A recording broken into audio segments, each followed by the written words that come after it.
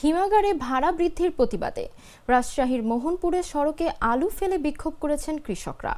রোববার বেলা 11টার দিকে উপজেলা পরিষদ চত্বরে রাজশাহী নওগাঁ মহাসড়কে তারা এ কর্মসূচি পালন করেন।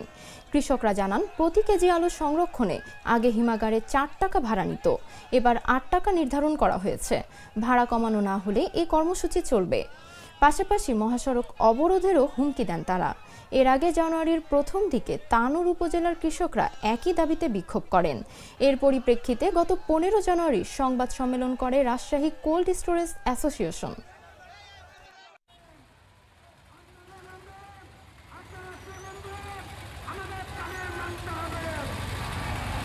এই বিষয়টা দেখে আমাদের দাবি যেন আমাদের দাবি যদি না মানা হয়, আমরা কোলেস্ট্রল জাত করবো না।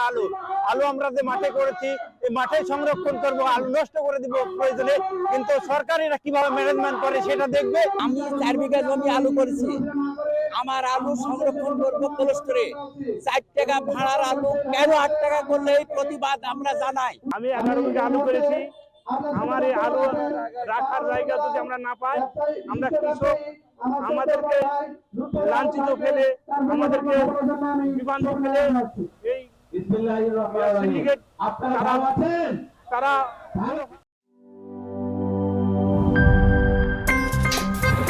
আমার একটা স্মার্ট সিদ্ধান্তে 25% গ্যাসের খরচ কমেছে। ভাবছেন কিভাবে? সাধারণ গ্যাস স্টোভ বদলে আমি এনেছি আরএফএল গ্যাস স্টোভ। এর সাইন্টিফিক নজল ও ব্রাস বার্নার ক্যাপ সমানভাবে তাপ ছড়িয়ে রান্না করে দ্রুত, তাই গ্যাসও বাঁচায় 25%, টাকাও বাঁচে 25%। আরএফএল গ্যাস স্টোভ নিরাপদ ও গ্যাস সাশ্রয়ী।